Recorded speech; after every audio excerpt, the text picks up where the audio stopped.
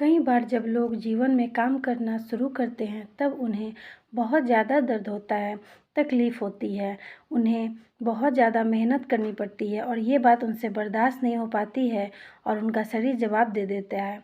वह उस काम को छोड़कर किसी और तरकीब से सफल होने का प्रयास करते रहते हैं। लेकिन याद रखिएगा, इस प्रकार से कोई भी व्यक्ति जीवन में सफल नहीं हो पाता है। याद रखिएगा कि सफलता का मार्ग मेहनत, दर्द और तकलीफ से होकर गुजरेगा और यह आपको सहना ही पड़ेगा। तो इसके लिए आप हमेशा तैयार रहिए।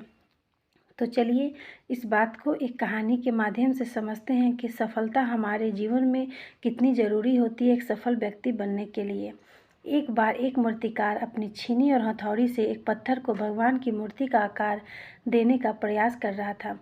जैसे ही वह छीनी पर अपना हथौड़ा चलाता, वह पत्थर चिल्लाने लगता और कहने लगता कि ये क्या कर रहे हो, मुझे इतना क्यों मार रहे हो, मुझे बहुत दुख हो रहा है, तकलीफ़ हो रही है, पीड़ा हो रही है, मुझे अपने हाल पर छोड़ दो और यहाँ से चले जाओ।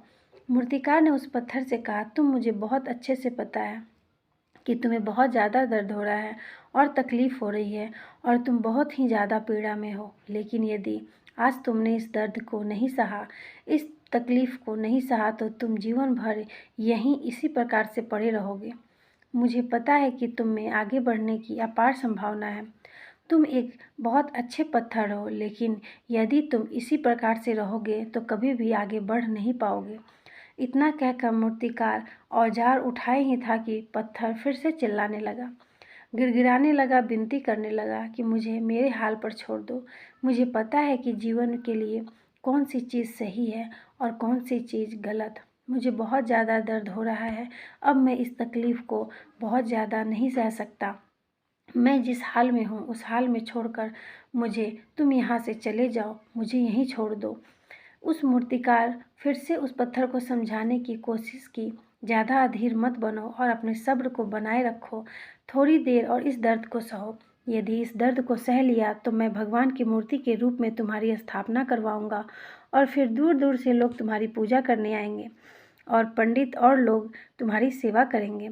लेकिन पत्थर ने उस मूर्तिकार की एक भी बात नहीं मानी। वह चिल्लाता रहा और अपनी बात पर अड़ा रहा।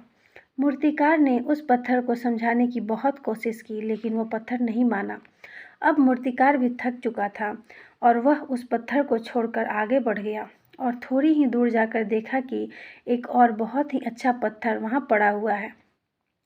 उसने छीनी और हथौड़ी उठाई और उस पत्थर को मूर्ति बनाने के लिए वो तैयार हो गया।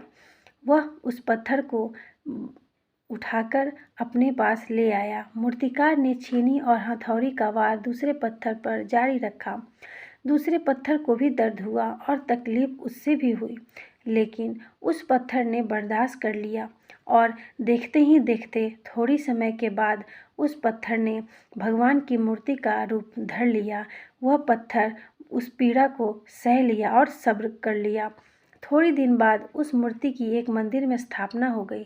धीरे धीरे करके लोग वहाँ पूजा पाठ करने आने लगे। लोगों की मन्नतें वहाँ से पूरी होने लगी और वह मंदिर बहुत ही ज़्यादा प्रसिद्ध हो गया।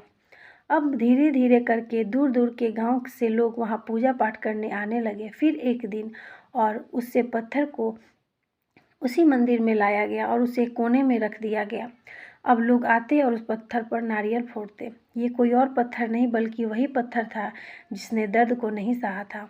अब वो पत्थर मन ही मन बहुत पछता रहा था, दुखी हो रहा था और अपने आप से कह रहा था कि काश मैं उस दिन उस दर्द और उस तकलीफ़ को सह लिया होता तो आज लोग मेरी भी पूजा करते।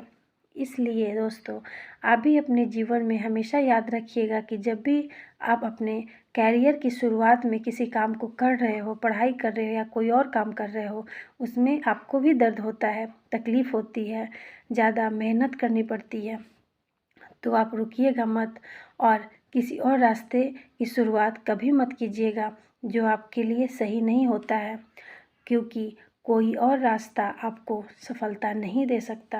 आपको उस दर्द, उस तकलीफ़ को सहना ही पड़ेगा और तभी आप मजबूत बनेंगे और तभी आप अपने जीवन में आगे बढ़ पाएंगे। और जीवन में हमेशा ये याद रखना होता है कि आपको पहले पत्थर की नहीं बल्कि दूसरे पत्थर की तरह बनना है।